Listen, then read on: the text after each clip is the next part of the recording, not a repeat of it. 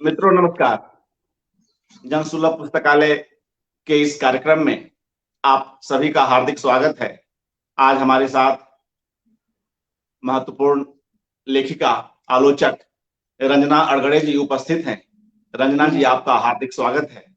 धन्यवाद। मित्रों, कई बार हमारी चर्चा हुई, कई बार आपस में बातचीत हुई और किसी न किसी संदर्भ में इन्हें आमंत्रित करता रहा, लेकिन संयोग नहीं बना।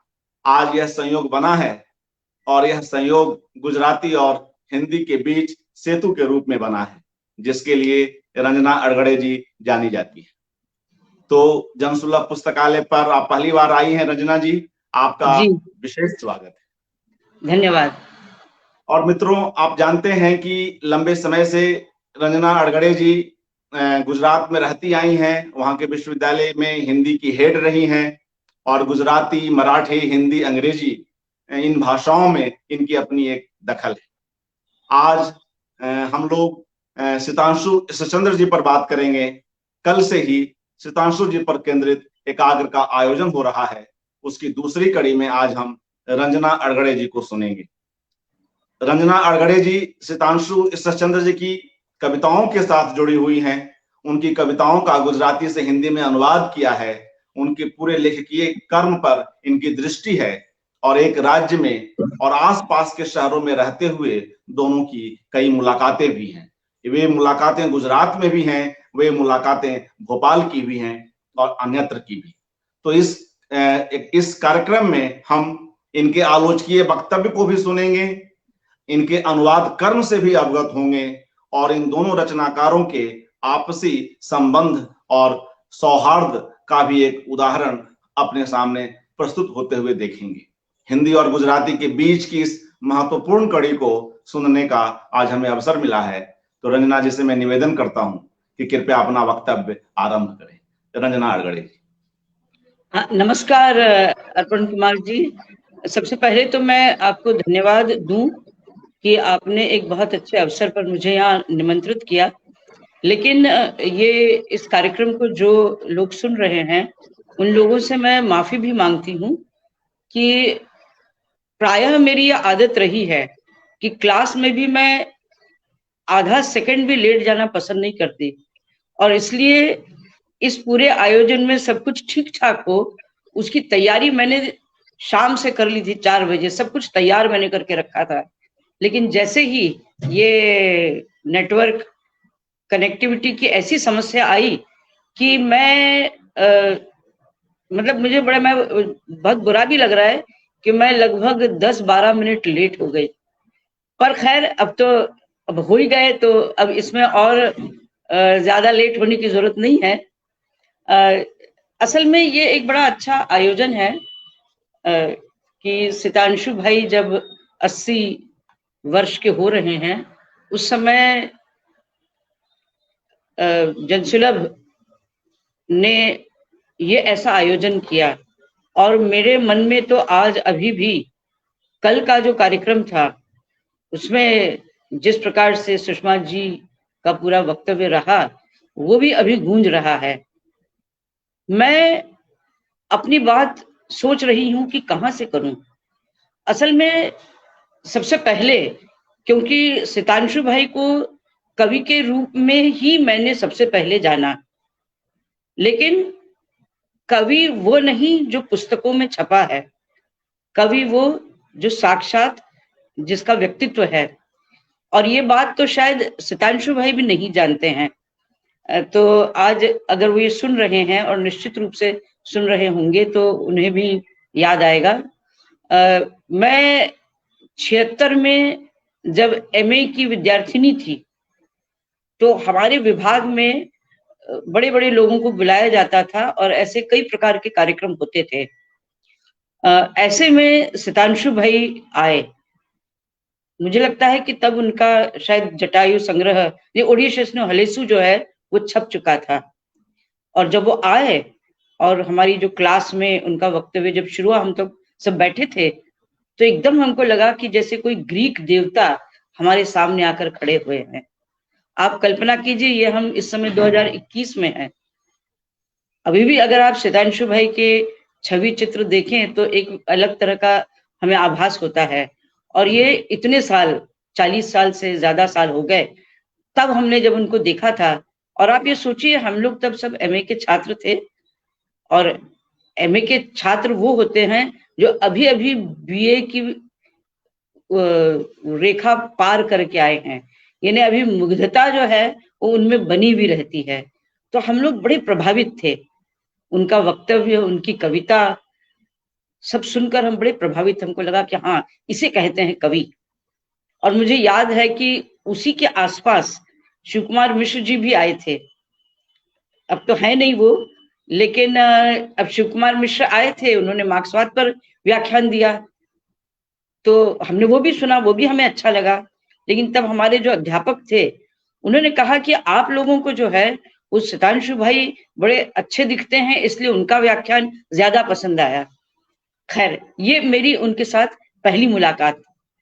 फिर उसके बाद उनकी कविताएं यहाँ वहां पढ़ते रहे, पर मैंने उनकी कविताएं बहुत ज्यादा पढ़ी नहीं थी। फिर जब नौकरी करते रहे, और खास करके जब मैं अहमदाबाद आई, तो उस समय ऐसे अनेक अवसर आए कि जब उनकी कविताओं के अनुवाद यहाँ वहां मुझे देने पड़े, तो मयूर ऊपर थी उतर शारदा सिंह ऊपर चढ़, ये जो उनकी कविता है, वो मैंने सबसे पहले उसका अनुवाद किया था।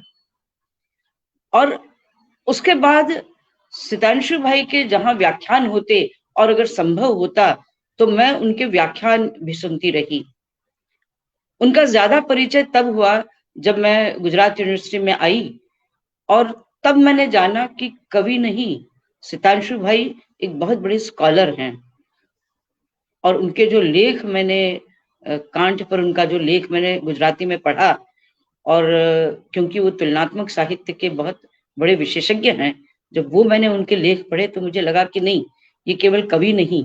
क्योंकि आप देखिए कि इस पूरे दौर में, यानी 63 में अगर उनके पहला काव्य संग्रह आता है, तो तब से लेकर अब तक उनके 4 या 5 काव्य संग्रह ही हुए हैं।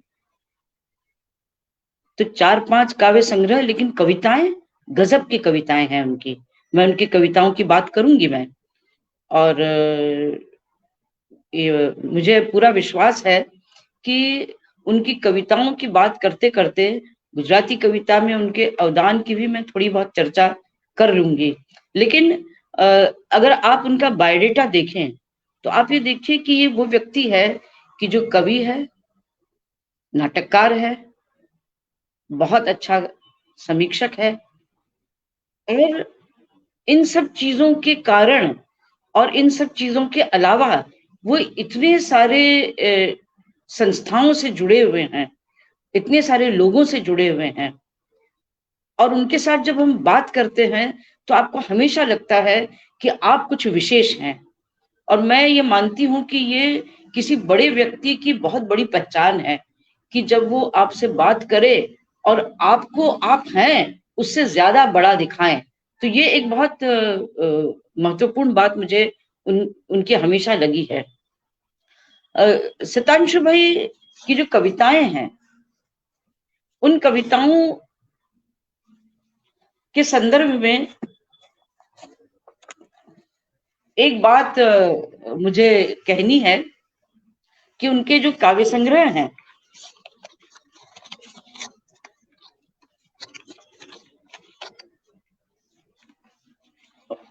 मेरे सबसे पहले उनका तो है 74 में ओडिशियस नु हलेसु, फिर आता है 86 में जटायु, फिर 1990 में मोहनजोदड़ो आता है, जो एक तरह से ऑडियो बुक के रूप में प्रकाशित हुआ है।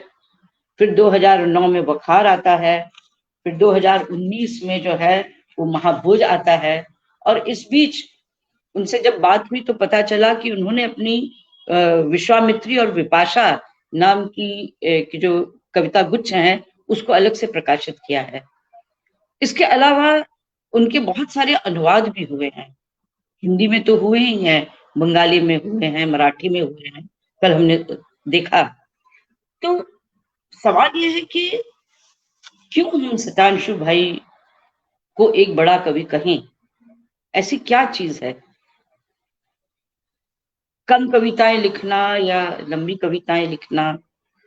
मैं अक्सर ये मानती हूं कि ये दो चीजें अलग अलग हैं। हम कविता लिखते हैं और हम कवि होते हैं। तो कविता लिखना एक बात है और कवि होना दूसरी बात है। कविता कई लोग लिखते हैं। हमारे अपने आज चारों तरफ की जो समस्याएं हैं, उन समस्याओं को लेकर हम कविताएं लिखते हैं। लेकिन जब हम कहते हैं कि हम कवि हैं, तो कवि हैं यानी कवि होने के जितने भी शस्त्र अस्त्र हैं, उसमें मुख्य आपकी भाषा है।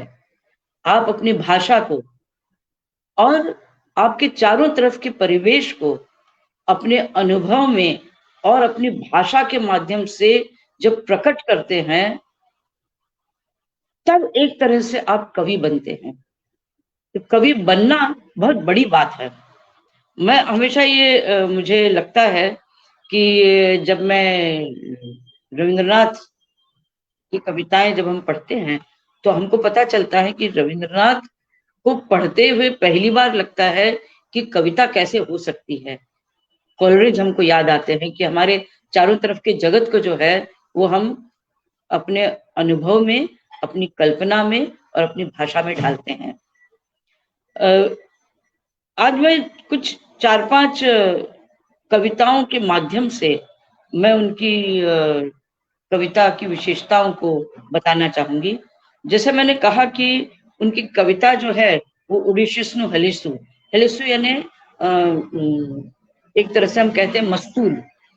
तो और उड़ीशियस तो ग्रीक मिथ है ही। तो मिथ से शुरू करते हैं और मिथ को छोड़ते नहीं हैं।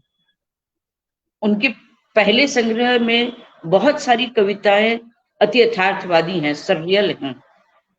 वो वहां से शुरू करते हैं और महाभोज में जब वो तत्पुरुष लिखते हैं, तो वहां पर भी वो सररियल को छोड़ते नहीं हैं। यानी मिथ हो या सररियल हो, ये उनके लिए केवल कुछ समय की जिसको हम कह सकते हैं कोई उपकरण नहीं है, लेकिन अपने अनुभव को प्रस्तुत करने के लिए और अनुभव को बेहतर यथार्थ में प्रस्तुत करने के लिए वो इन चीजों का उपयोग करते हैं। दूसरी बात मैं ये भी बताना चाहूंगी कि वो, क्योंकि सररियल जो है वो आधुनिकता की शुरुआत है, या आधुनिकता की शुरुआत हम न भी कहें, लेकिन आधुनिकता का एक गुण है। तो सररियल जो है वहां से शुरू करके आप जब यहाँ पर आते हैं, उनकी एक कविता है यूसुफ मेहर अली या वखार, तो वो आप देखिए वो पोस्ट मॉडर्निज्म में चले जाते हैं। तो ये पूरा मॉडर्निज्म से पोस्ट मॉडर्निज्म का जो समय है, तो मैं अक्सर ये सोचती रही हूँ, या खास करके आज जब मुझको आप लोगों के बीच बात करनी थी, तो मैं सोच रही थी कि आखिर उनकी जो कविता है, उस कविता में वो और कौन से तत्व हैं जो उनके व्यक्तित्व के मिले हुए हैं। तो उनकी कविता को उनका नाटककार मदद करता है, उनके कवि और नाटककार को उनका स्कॉलर मदद करता है, और इन तीनों को अगर कोई मदद करता है तो वो है उनका अपना व्यक्ति। मुझे ये भी बताना था आप लोगों को कि जैसे ये मैंने कुछ उनकी कविताओं का अनुवाद किया है, और मुझे ये कहा भी गया था कि मैं उनकी मूल कविताएं भी पढूं। पर असल में जो कविताएं मैंने चुनी हैं, ये विश्वामित्र की के मगर वगैरह, तो ये सब बड़ी लंबी लंबी कविताएं हैं। वैसे भी हम लोग थोड़ा देर से चल रहे हैं, और दोनों कविताएं यानी गुजराती की भी और हिंदी की भी दोनों पढ़ना जरा मुश्किल है। लेकिन जिन 4-5 कविताओं की मुझे बात करनी है, उसमें एक तो यह है विश्वामित्री के मगर, दूसरी उनकी कविता है महाभोज, तीसरी उनकी कविता है अड़ो अड़, चौथी है यूसुफ मेहर अली, फिर वखार और तत्पुरुष। ये जो कविताएं हैं, ये कविताएं मैंने इसलिए चुनी है कि इन सारी कविताओं में सितांशु भाई का जो कवि है, सितांशु भाई का जो पूरा पोएटिक बीइंग है, वो पोएटिक बीइंग जो है वो इसमें छिपा हुआ है। जैसे मुझे उन्होंने विश्वामित्री के मगर तो लिखी ही, लेकिन विश्वामित्री पंचक भी उनका छपा है। और इसके अलावा एक कविता और है कि उस मूड से मुड़ती हुई विश्वामित्री। उनकी बात मैं नहीं करूंगी, लेकिन ये विश्वामित्री के मगर जो है ये मुझे बहुत विशेष लगती है। विशेष इसलिए लगती है क्योंकि जैसे ही इस कविता को मैंने पढ़ा तो मुझे ये लगा कि हम जिस इको फेमिनिज्म की बात करते हैं, क्योंकि हम सब लोग ये जानते हैं कि पोस्ट मॉडर्निज्म में एक बहुत बड़ा थैला है और उसमें बहुत सारी चीजें डाली जाती हैं वगैरह, उसकी भी हम बात नहीं करेंगे। लेकिन ये जो इको फेमिनिज्म है, ये इको फेमिनिज्म इस कविता में जिस तरह से प्रकट होता है तो हमें बड़ा आश्चर्य होता है। विश्वामित्री पंचक की जो अन्य कविताएं हैं उनमें शायद वो चीज नहीं आती है, लेकिन विश्वामित्री के मगरमच्छ जो है उसमें ये जरूर आती है। मैं कविता आपको पढ़ के सुनाऊंगी, लेकिन ये भी मैं बताना चाहूंगी कि जैसे बहुत सारे कवियों की, हम जब शहर की कविताओं की बात करते हैं तो हम तो हिंदी वाले हैं, तो हमको सबसे पहले जो है वो केदारनाथ ही याद आते हैं कि केदारनाथ ने जो है वो बनारस शीर्षक से कविता लिखी। उनको शमशेर भी याद आते हैं जिन्होंने सारनाथ की एक शाम लिखा। और भी कई कवि हैं, यहाँ मैं नाम नहीं गिना रही हूँ सबके, लेकिन अन्य भाषाओं में भी हम जिस शहर में रहते हैं उस शहर में या उस शहर के बारे में कवि का अपना एक मिजाज होता है। अब देखिए कि इसमें बड़ा विचित्र, मतलब विचित्र से मेरा तात्पर्य है कि एक बहुत ही जोशीला मिजाज सितांशु भाई का हमको देखने को मिलता है। तो मैं ये कविता आपको सुना रही हूँ, उसका अनुवाद। मगरमच्छों को मरने न देना नदी, तुम्हारे जल को जीवित रखने का अब कोई और उपाय बचा नहीं है। मदमाती मादा मगरों के कानों में कहियो कि हो सके उतने अधिक अंडे दे फलदायी, चाहे तुम्हारे तटों पर का कीचड़ कितना भी जहरीला हो। जोश से भरे नर मगरों को कर दृष्टिबद्ध कहना रे नदी कि आंखें रखे कोरी और कातिल। यह भी ठीक ही हुआ कि मार खा खा कर भूल गए हैं मगरमच्छ रोना, उनके आंसू पहुंच गए हैं तेरे किनारों को अस्त व्यस्त करते ओ मरणासन्न नदी। कि अगर यम का भैसा आए तुम्हें ले जाने के इरादे से तो तुरंत तेरे तट पर उसने जो अपने अगले पांव रोप रखे हैं उनसे उसे झपट लेगा। अब देखिए क्या बिंब है ये। अपना सशक्त जबड़ा तीव्र गति से फाड़ उसमें अपने दांतों को गहरा गड़ा देगा, उसे रोके रखेगा।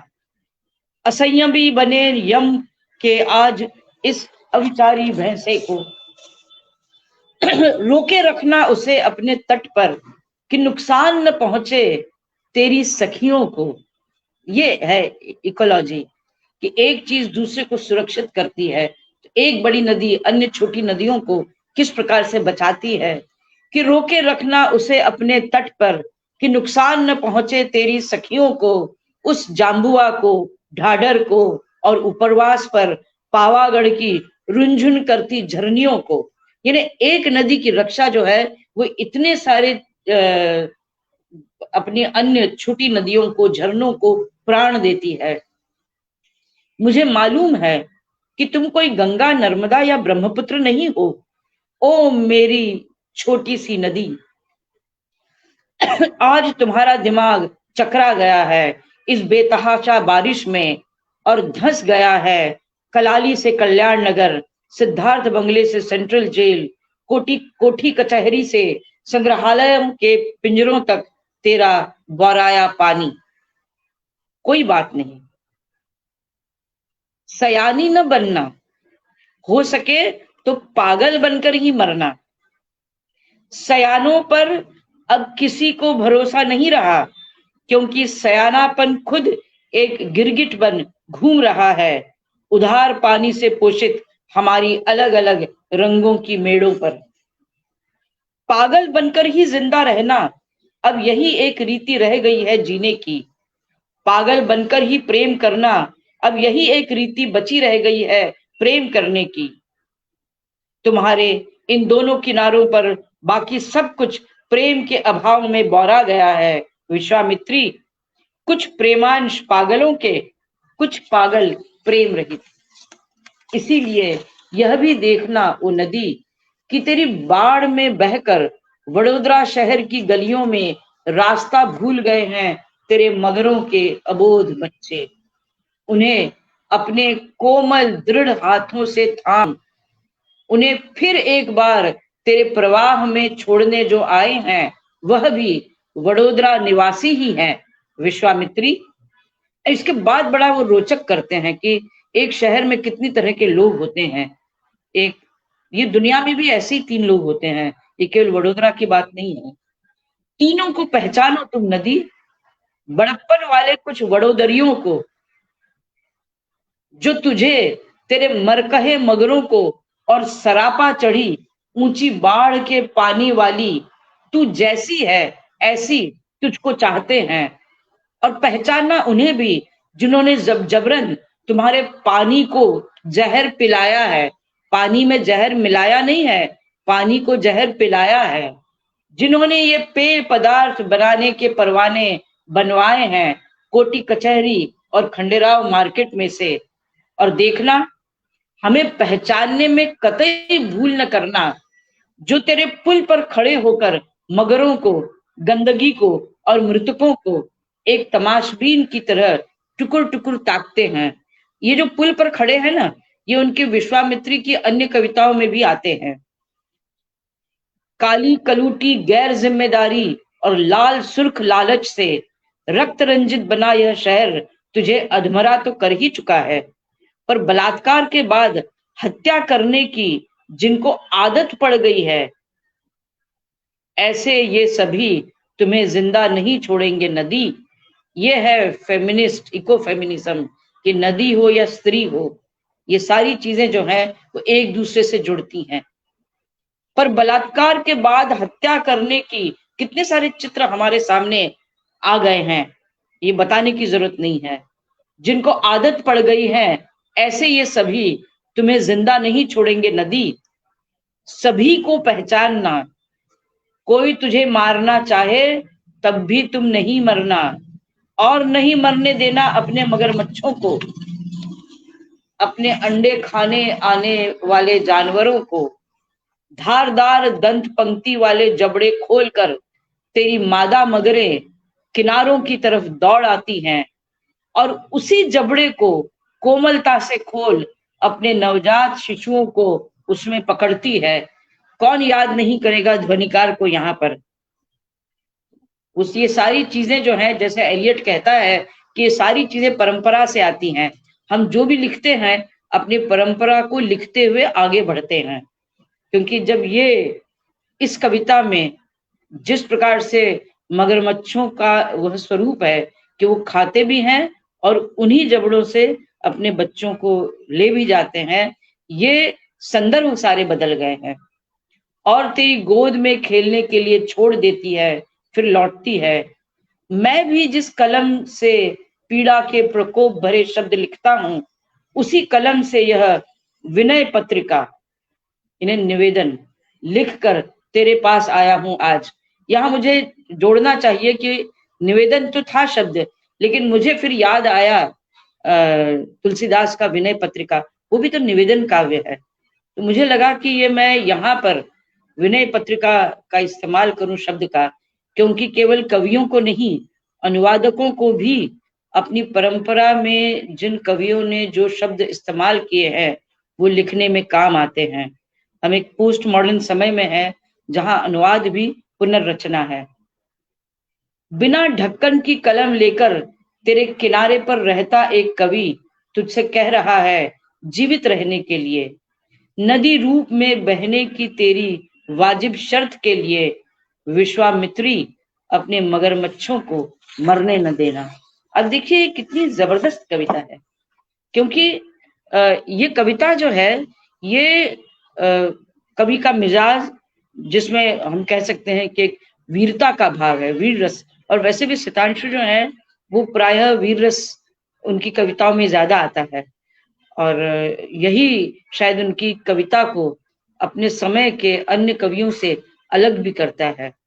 हालांकि जैसे उनके समय में ही एक लाभशंकर ठाकर भी बहुत महत्वपूर्ण कवि हैं और जो अपने शब्द योजना के लिए जाने जाते हैं, लेकिन उनका शब्द प्रयोग करने का तरीका अलग है, सितांशु भाई का अलग है।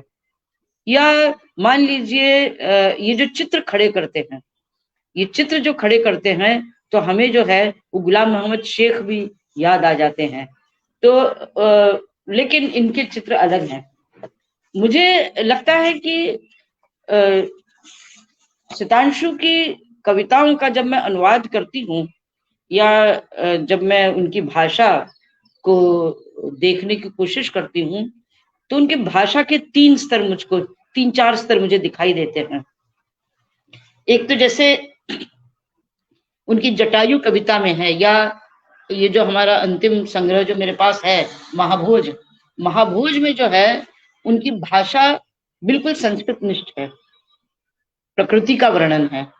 जटायु में भी प्रकृति का वर्णन है, लेकिन वो अलग तरह का भाव उसमें है, इसमें अलग तरह का भाव है। तो संस्कृत निष्ठ भाषा अनुवाद में थोड़ी सरलता रखती है, लेकिन उनकी जो कविता है जिसका मैं केवल उल्लेख ही करूंगी, जो वखार नामक उनकी जो कविता है, वखार का आप अनुवाद नहीं कर सकते हैं, तो बोली में लिखी हुई कविता है। और वो कविता इसीलिए भी मुझे बहुत विशेष लगी कि उसको पढ़ते पढ़ते आपको लगता है ये एक नाटक है। 10 उसके टुकड़े हैं और उसमें यही है कि भाई वखार यानी बखार, जिसको हम हिंदी में कहते हैं, माल गोदाम जिसमें सामान, बहुत ज्यादा सामान भर के रखा जाता है। तो एक बस्ती के पास वो बखार है, और बखार में पता नहीं क्या क्या डाला जा रहा है, ठूसा जा रहा है, और वहां के जो आसपास के लोग हैं वो बड़े परेशान हैं। तो पहला जो उसका खंड है वो है फरियाद, शिकायत लेकर जाते हैं, और उसका आखिरी खंड जो है वो है समाधान।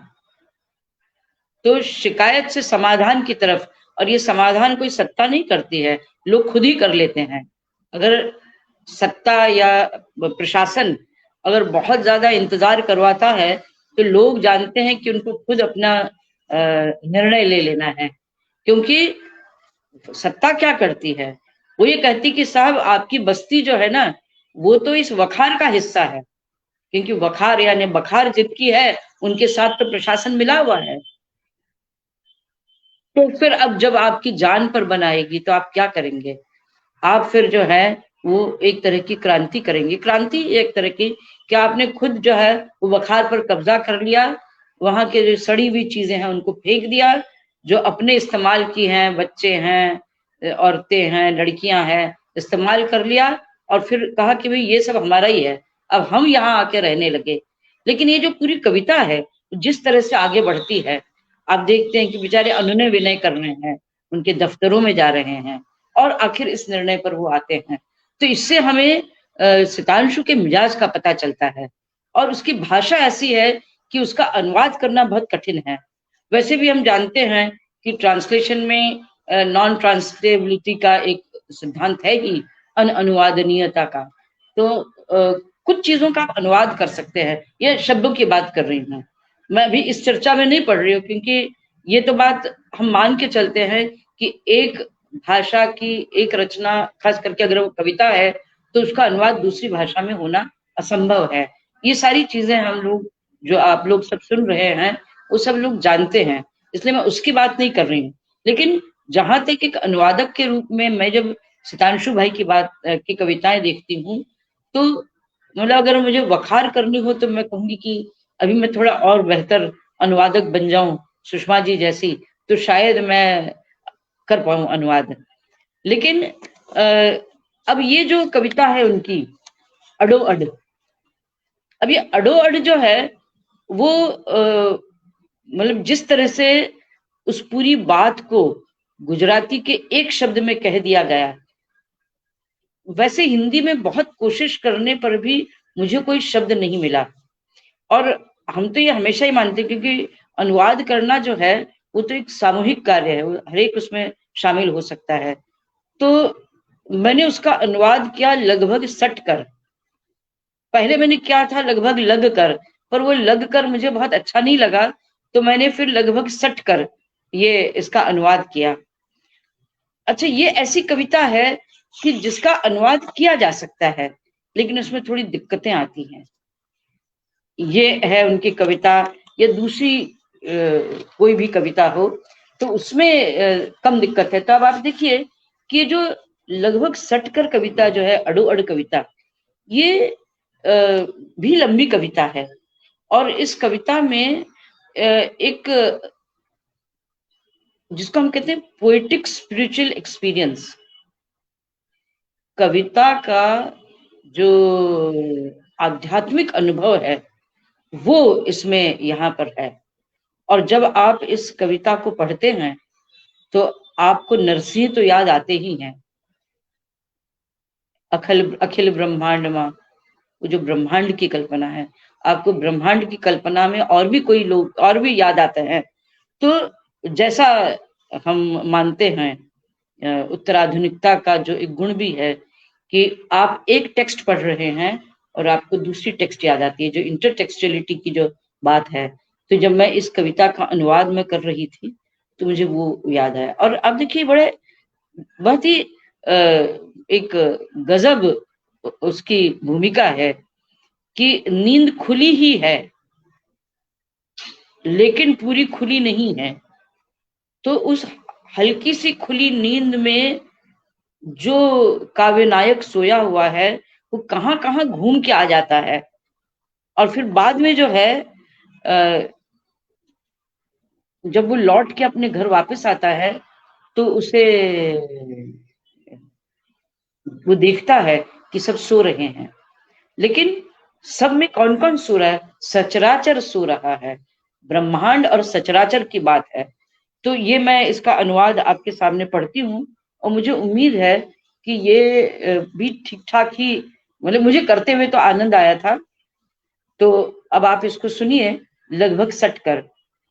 भिनसारे ही खुली आंख आज और सारा का सारा ब्रह्मांड मुझसे एकदम सटा हुआ था, सटा हुआ सा। अब देखिए, ब्रह्मांड मुझसे एकदम सटा, ब्रह्मांड हमारे एकदम सो रहे हैं और हमसे सट कर ब्रह्मांड सो रहा है। ये कैसी अद्भुत अनुभूति है। आकाश गंगा की उजास भरी कल कल छल छल ध्वनि, नीचे वॉचमैन के खोले हुए नल की खरखराहट जितनी ही साफ सुनाई देने लगी मुझे।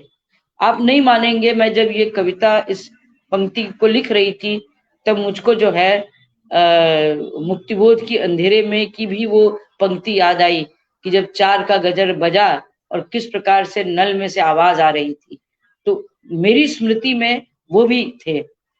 आकाश गंगा की उजास भरी कलकल छलछल ध्वनि, नीचे वॉचमैन के खोले हुए नल की खरखराहट जितनी ही साफ सुनाई देने लगी मुझे। जरा हाथ बढ़ाऊं तो मेरे मकान वाली गली के सिरे पर मुड़ने वाले रास्ते पर बाईं ओर आई जलाराम की देहरी की छोटी सी घंटी बजा सकता हूं। अपने घर में अपने बिस्तर पर लेटे लेटे ये अनुभव, पर बिछौने भर मुझसे सटा हुआ प्रलंबित सा थोड़ा ठहर गया हुआ कोई सपना देखकर प्यारा सा मुस्काता यह सचराचर कहीं जाग न जाए, यह सोच मैं तनिक हंसकर अपना हाथ खींच लेता हूं। वह अद्भुत अनुभव है ये। कुछ देर बाद उसकी भी आंखें अपने आप खुलती हैं, आहिस्ता से मेरे बगल में सोए इस बाल ब्रह्मांड की। इतने सुंदर प्रयोग किया उन्होंने, बाल ब्रह्मांड। ब्रह्मांड को हम बाल के रूप में कल्पित नहीं कर सकते। मैं आहिस्ता से उसे छूता हूं वह भी चहुं ओर कितना रोमांचित हो उठता है, पूरे कमरे में, सारे घर में, पूरे समा गांव में, कहीं दूर तक, जितना मुझे दिखाई पड़े वहां तक।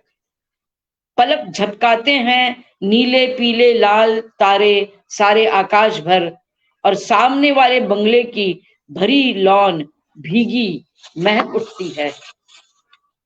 बिना किसी प्रीसेट कमांड के स्वयमेव अब चक्राकार घूमने लगे हैं लॉन के स्प्रिंकलर्स, शीतल पानी के फव्वारे छोड़ते पूरे कंपाउंड को तरोताजा करते हुए, पूरी सोसाइटी को, समा गांव को, पूरे गुजरात को भिगोती पानी की बौछार। अब देखिए कहां कहां जा रहे हैं, सभी बॉर्डरों के बाहर। मैं तारों की महक गहरी सांस में सूंघता हूं। मैं समझ पाता हूं कि जिस तरह मुझसे सट कर आ रहा है यह ब्रह्मांड, उसी तरह एक दूसरे से सट कर छिप गया है यह सचराचर।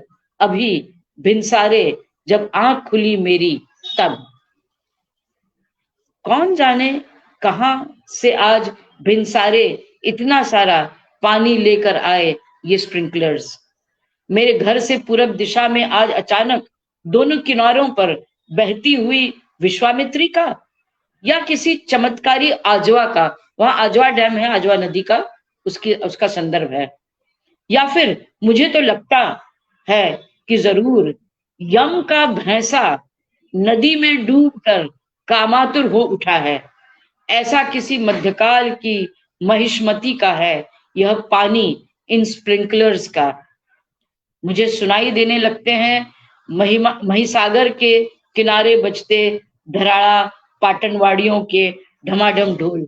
अब ये जो है ये वहां के जो संदर्भ हैं, पाटन में जो ढोल बजाते हैं, तो अब इनका कोई मेरे पास विकल्प अनुवाद में तो नहीं था। यह वडोदरा आनंद के बीच बहती और उससे कुछ दूर मध्याकाश के में आर पार बहती इस मही किनारे ढमाढम ढोल के ताल पर नाचता है यह सुरासुर यक्ष किन्नर नर नारी त्रिलोक लोक। आप अगर किताब में उसको छपा हुआ देखेंगे तो सुरासुर यक्ष किन्नर, ये जैसे संस्कृत में एक ही साथ लिखा रहता था वैसा है। इसका एक अपना अर्थ है कि ये सब एक है, जो मानवीय नहीं है, जो मानवेतर है, उन सबको उन्होंने एक कैटेगराइज में डाल दिया है। उसी के ताल पर झूमते स्प्रिंकलर्स महुआ पीकर चारों ओर फैलते जाते विस्तार में गोल गोल घूमते हैं मदमाते।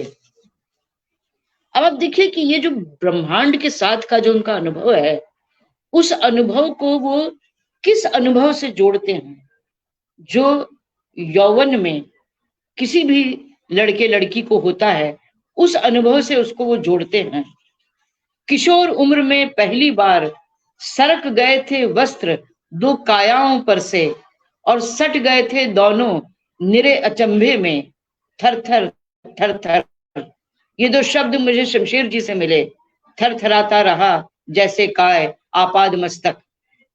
आज फिर प्रकट हुए हैं आसपास और भीतर सट जाने का वह पहला प्रमत्त उत्सव। सन्निकटता का वह सोमरस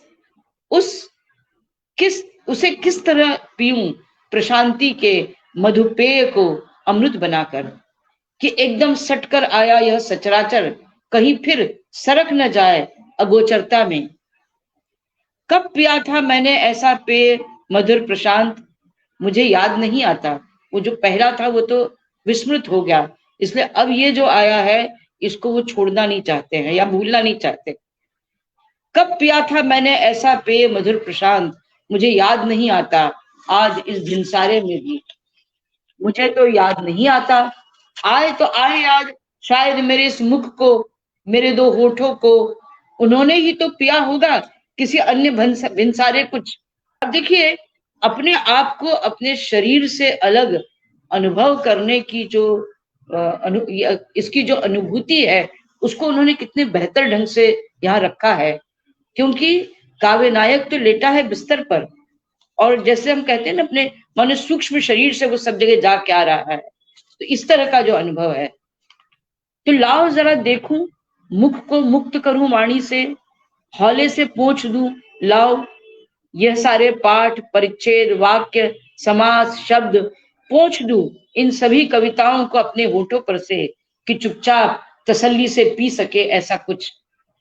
खोल दूं सुथरे होठ किसी नवजात के, आना हो तो आए उन्हें याद, न कि मुझे वह कोई एक स्पर्श, कोई एक स्वाद, एक धौली सी स्मृति पूरी पी न जा सके ऐसी भरपूर आदिम स्मृति।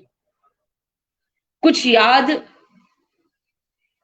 याद वाद आए उसके पहले तो गटगटा लूं, गटगटा जाता हूं, छोटा सा मुख विवर भर जाता है भरपूर, श्वेत श्वेत पेय से मधुर प्रशांत मेरे होंठ पर से छलक कर आसपास आसपास बिखरता है वह दूध, प्रवाहित होता है पूरी सृष्टि पर। अब देखिए, जो पहले शिशु ने पहली बार जो दूध पिया होगा, ये ऐसे जो सारे अनुभव है, नव नूतन खुली मेरी हथेलियों से, या हम कह सकते हैं कि जो सबसे अमृत जो है वो तो यही है, माँ के स्तन से मिलता हुआ दूध। नव नूतन खुली मेरी हथेलियों से उसे थाम कर, दोनों होंठ खोल कर अपने भीतर ले लेता हूं उसे, पीता हूं उसका यह आदिम पेय, माँ के बाएं स्तन से चिपक कर पीता हूं अब दाहिने स्तन से, मन भर नरम मुलायम हथेलियों से मुझे सहारा देती है माँ, और भींच लेती है मुझे अपनी छातियों से। मैं कुछ बुदबुदाता हूं, वह एकाग्र ध्यान से सुनती है, फिर मेरे मुंह पर से आहिस्ता से पोंछ देती है दुधियाए शब्द। हम एक दूसरे को देखकर हल्का सा गुपचुप हंसते हैं, माँ बेटा ऐसा करते हैं। महा स्नेहमयी वह महामाया एकदम निकट, अबोध मैं। अगर हाथ बढ़ाऊं तो मानसरोवर के जल से अभी डुबो सकता हूं। पहले तो केवल गली के मुहाने के मंदिर की घंटी बजाने की बात थी, अब तो मानसरोवर की बात है। अगर लिखनी हो तो अभी तिब्बती भाषा में लिख दूं यह कविता।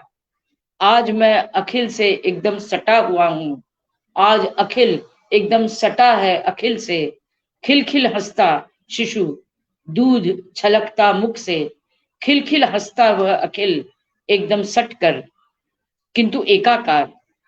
कैसे भला एकदम सट कर से होऊं एकाकार। अब देखिए, ये महत्वपूर्ण है कि एकदम सट कर से एकाकार, अबोध से बोधिसत्व, प्रमत्त से प्रशांत, यही तो पूरा रास्ता है जो मनुष्य को तय करना है। अथवा हुआ जा सके आज भिनसारे केवल प्रसन्न, प्रसन्न हुआ जा सके, थोड़ा विलग हो सबसे, स्व से, प्रारंभ से भी, आकाश के तल में से रात से बिलगा कर जो सूरज अब आ रहा है बाहर, समा गांव की सिवान पर, उसकी अनोखी सुनहरी रेखा पूरब में मुझे अब थोड़ी थोड़ी दिखाई दे रही है। सबसे अलग होकर अब मैं देखता हूं अपने को तनिक सा, क्योंकि अभी जो है वो एकदम आदिम रूप में पहुंच गए हैं ना, वो तो आदिम रूप में पहुंच गए हैं, तो क्या हुआ, अपनी इस निरी नग्नता को देखकर शर्माता हूं और पवन का पीतांबर ओढ़ लेता हूं और जनेऊ की तरह पहन लेता हूं आकाश गंगा, चेतना पर, चित्त पर, देह पर ओढ़ लेता हूं उत्तम वस्त्र, मलमल के, रेशम के, हाथ करघे पर बुनी खादी के, विदेशी देशी तरह तरह के, भोटिये और भूमध्य सागर के, नए ओढ़े हुए डिजाइनर कुर्ते की जेब में चमचमाती चाबी निकाल, जेब से चमचमाती चाबी निकाल, अपने घर का मुख्य दरवाजा खोल दाखिल होता हूँ बाहर से अपने घर में। अब देखिए कि ये पूरी वस्त्र की भी एक यात्रा है कि अब हम कहाँ हैं। जीना चढ़कर देखता हूँ दुमंजिले पेंट हाउस की ऊपरी मंजिल पर अपने शयन खंड में, वहां तो अभी सो रहा है समग्र सचराचर, जितने भी लोग हैं सब हैं, तनिक जग कर फिर से पौधा हुआ, नए सपनों में हल्का सा मुस्काता, खिलखिल अखिल, इस कविता में खिलखिल भले पौधे अभी और कुछ देर अभी, फिर तो पूरा दिन यही सब करना है। तो ये अब देखिए, ये पूरी कविता जो है वो एक अद्भुत अनुभव को देती है। मेरे पास बहुत ज्यादा समय नहीं है, इसलिए महाभोज जो कि काफी लंबी कविता है, उसको पढ़ने के बजाय मैं कुछ थोड़ी बात और करना चाहूंगी। खास करके आप देखिए उनकी जो यूसुफ मेहर अली कविता है, गजब की कविता है। मैं सोचती हूँ कि अगर हम ये कहें कि साहित्य एक विश्व है, तो ये विश्व जो है वो कहाँ अवस्थित है? ये विश्व जो है वो मनुष्य जन की, जन चेतना की, जन अभिप्साओं पर अवस्थित है, साहित्य नाम का विश्व। और इसमें ये जो सारे स्वरूप हैं, निबंध है, कविता है, कहानी है, महाकाव्य है, आलोचना है, जितने भी स्वरूप हैं, ये सब अलग अलग देश हैं, और इन अलग अलग देश में रचना करने वाले रहते हैं। और फिर ये जो हवाएं बहती हैं, ये वो काल है, भूतकाल भविष्य काल। अब ऐसे एक कविता के देश में रहते हैं सितांशु, और वो संस्मरण के देश में, वह संस्मरण जो गुलाबदास ब्रोकर ने लिखा है मेहर अली पर, यूसुफ मेहर अली पर, तो वहां उसको संबोधित करके कहते हैं कि मैं तुमसे मिला हूं पर तुम मुझको नहीं जानते। क्योंकि ये तो सब एक पक्षी होता है ना, जो किताबों में होता है कि हम होरी और धनिया और सबको जानते हैं, वो थोड़ी हमें जानते हैं। तो कहते कि तुम अगर कुछ समय, थोड़ी देर के लिए मेरी कविता में आओ, तो मुझे तुमसे थोड़ी बातें करनी है। और अद्भुत ये कल्पना, आप देखिए इतनी अद्भुत कल्पना है। और फिर बाद में वो मेहर अली आता है, लेकिन मेहर अली तो कवि की कल्पना में। और फिर बाद में जो सवाल करने हैं, अब देखिए कि हम इस पोस्ट मॉडर्निस्ट समय में जब हिस्टोग्राफी की बात करते हैं, इंटरप्रिटेशंस ऑफ हिस्ट्री की बात करते हैं, और हमको पता है कि ये माना जाता है कि सत्य कुछ नहीं होता है, और सत्य एक नहीं, सत्य अनेक हो सकते हैं, और यथार्थ जैसा कुछ नहीं है। इतिहास जो है वो केवल इंटरप्रिटेशन है। और ये हम इस समय जो सब कुछ हो रहा है उसमें हम इसको देख रहे हैं कि इतिहास क्योंकि इंटरप्रिटेशन है, इसलिए पहले भी किसी तरह लिखा गया और अब भी लिखा जा सकता है। तो एक कवि क्या करता है, कवि के मन में जो सवाल है, वो कहते हैं कि गुलाबदास ब्रोकर ने केवल इस बात को की टिप्पणी केवल लिखा है कि भाई मेहर अली जो है वो उस लाहौर वाले अधिवेशन में थे और उन्होंने गांधी जी के प्रस्ताव का विरोध किया। अब उस बात को लेकर वो जिस तरह से अपनी बात रखते हैं, तो ये पूरी कविता जो है वो बहुत ही अद्भुत तरीके से आती है। और जैसे इसमें अभी जो मैंने कविता पढ़ी आपके सामने, उसमें जो एक आदि माता या मातृत्व का जो बोध है, अब आप देखिए कि उनकी जो कविता है तत्पुरुष, अब तत्पुरुष कविता ऐसी है, सरेल कविता है जो उनके इस आखिरी संग्रह में है। आप अगर उसको छपा हुआ देखें तो आपको लगेगा कि गद्य खंड है पूरे के पूरे, लेकिन जब आप उसको पढ़ें तो उसका काव्यत्व आपके सामने प्रकट होता है।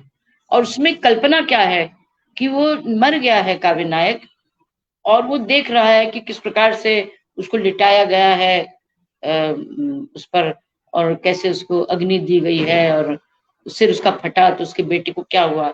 और फिर अचानक तत्पुरुष ईश्वर कहता है कि चलो अब जा रहे हैं, अभी कहाँ है, तो वैतरणी पार करनी है।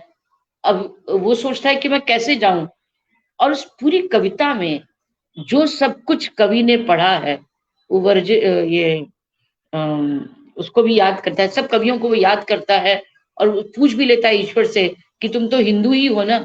और करते करते करते जब वैतरणी के पास वो पहुंचते हैं तो पूछते हैं कि भाई यहाँ सब नावें खड़ी हैं, बहुत से तीर, बहुत सी नावें सब आई। फिर मुझे शमशेर जी यहाँ याद आते हैं। तो बहुत सारी नावें हैं कि भाई ये जैनों की नाव है, ये वैष्णवों की नाव है। तो कहते हैं मैं तो नास्तिक हूँ, तो वहां कोई नहीं है। तो ये जो एक पूरा एक आत्मा का अनुभव, वह आत्मा जो अभी अपने शरीर के और अपने जीवन के अनुभवों से मुक्त नहीं हुई, क्योंकि जो बीच का समय है ना, जो बैतरणी पार कर लेगा, जब ये नीचे सब श्राद्ध वगैरह में सब कुछ 13वीं 12वीं हो जाएगी, उसके बाद ही तो आत्मा मुक्त होगा। अब मुक्त होगी आत्मा, तो ये शरीर छूट चुका है। शरीर जब था तब तक के सारे अनुभव जो थे उनको याद करते करते करते, और बहुत ही उसमें मतलब आपको हंसी भी आए, बहुत ही अलग प्रकार की वो कविता है। मैं समझती हूँ कि 7 बज गए हैं, तो मैं अपनी बात यहाँ पूरी करती हूँ। और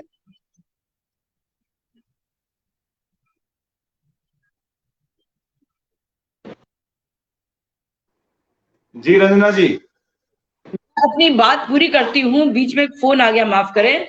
और मैं ये अर्पण कुमार जी को बहुत बहुत धन्यवाद देती हूँ कि आपने मुझे यहाँ बुलाया, और जो थोड़ा बहुत मैं कह सकी वो मैंने कहा। मुझे उम्मीद है कि ठीक ही होगा सारा। जी जी, बहुत ही सधा हुआ और महत्वपूर्ण वक्तव्य रहा।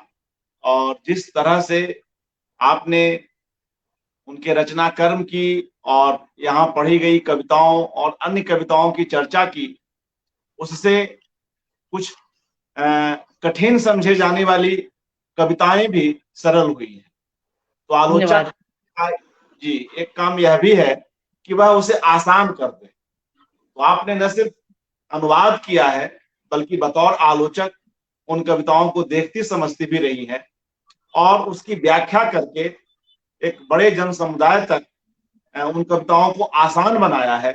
और उनके कवि रूप में मुझे लगता है कि जो लोग आज की पीढ़ी के लोग हैं उनकी भी रुचि बढ़ेगी। कुछ जी प्रतिक्रियाएं आई हैं, तो उसे लेते हुए चलते हैं रंजना जी। जी जी। जी, शुरुआत से ही ले रहा हूं, जब आपका वक्तव्य शुरू हुआ था। रश्मि रावत जी, सरोज कौशिक जी, बसंत जोशी जी, प्रज्ञा शुक्ला जी, किरण कुमार मोदक जी, मंजुला चतुर्वेदी जी, यह सब आपको नमस्कार कर रहे हैं। जी जी, नमस्कार चंद्रकांता मेरा। चंद्रकांता विशीन जी लगातार हमारे यहाँ आती रही हैं। उन पर केंद्रित, हम्म। उनकी रचनाओं पर केंद्रित कई सीरीज भी हम चला रहे हैं। चंद्रकांता जी की प्रतिक्रिया है कि रंजना जी को सुनना अच्छा लगता है। धन्यवाद। और जी, आपकी ही नाम राशि रंजना रंजना जी जुड़ी हुई है। रंजना पोहनकर, माया अच्छा दुबे। अच्छा, बहुत बहुत नमस्कार रंजना जी। जी जी, माया दुबे जी आपको नमस्कार कर रहे हैं। डॉक्टर तृप्ति भावसार, सरोज हाँ। कौशिक, प्रवीण पंड्या जी लिख रहे हैं। जब आप इकोलॉजी की बात कर रही थी उस कविता के माध्यम से, हम्म विश्वामित्री कविता के हम्म माध्यम से, और जो उनकी अन्य कविताओं में भी वह इकोलॉजी आई है, हम्म तो साहित्य में इकोलॉजी यह एक नया नजरिया है। प्रवीण पांड्या जी की हमें यह प्रतिक्रिया मिल रही है। हम्म। और कुछ और जो आपने बात कही थी कि पानी में जो हम जहर मिला रहे हैं, शहरों हम्म की जो गंदे पानी है और कल हम्म कारखानों से निकले हुए प्रदूषित पानी जो है, उसको हम हम्म जहर मिलाना ना कहा कि जहर पिलाने का जो हम्म प्रयोग किया है कवि ने, हम्म तो इस हम्म प्रयोग को प्रवीण जी रेखांकित कर रहे हैं। हम्म। और डॉक्टर शिवांग कुमार भावसार, शिवदयाल जी, ये सब नमस्ते कर रहे हैं आपको। शतांशु ईश्वरचंद्र जी की कविताओं में जिस तरह संदर्भों की बहुलता है, वह कैसे हम्म उनकी कविताओं को मूल्यवान बनाती है, प्रवीण पंड्या जी इस ओर हमारा इशारा कर रहे हैं। हम्म। प्रज्ञा शुक्ला जी लिख रही हैं कि कविता, अनुवाद और प्रस्तुति तीनों लाजवाब। आपके धन्यवाद। आज की जी जी इस वक्तव्य के लिए। बसंत हाँ, जोशी जी की प्रतिक्रिया है, रंजना जी बहुत अच्छा अनुवाद किया है, मूल कविता के पास पाठक को आपने पहुंचाया है। बहुत बहुत और जो धन्यवाद। बखार कविता थी, जिसमें कैसे एक वेयर हाउस के माध्यम से वहां हाँ, के लोगों की परेशानियों को कवि चित्रित करता है, तो बसंत जोशी लिखते हैं कि बखार कविता में मुझे सामाजिक प्रतिबद्धता की ध्वनि और उसका जो सरोकार है वे दिखाई पड़ते हैं निश्चय ही। इसी तरह से हम्म। अ, यह नाम जरा आप पढ़ दें, गुजराती में कौन? है रंजना जी, यह नाम आप पढ़ पाएंगी? नहीं, ये गुजराती में नहीं, बंगाली में लिखा हुआ है। ये ओके, वो माफ है करिए। हमारी क्या नाम है, ऋचा। ऋचा है ओके, हमारी। बंगाली जी में है। ऋचा जी आपको नमस्ते कर रही हैं। नमस्ते ऋचा जी। नमस्ते। हाँ। रामचरण हर्षाना जी हमसे जुड़े हुए हैं, वे आपके वक्तव्य को, उन्हें आपका वक्तव्य सुंदर लगा।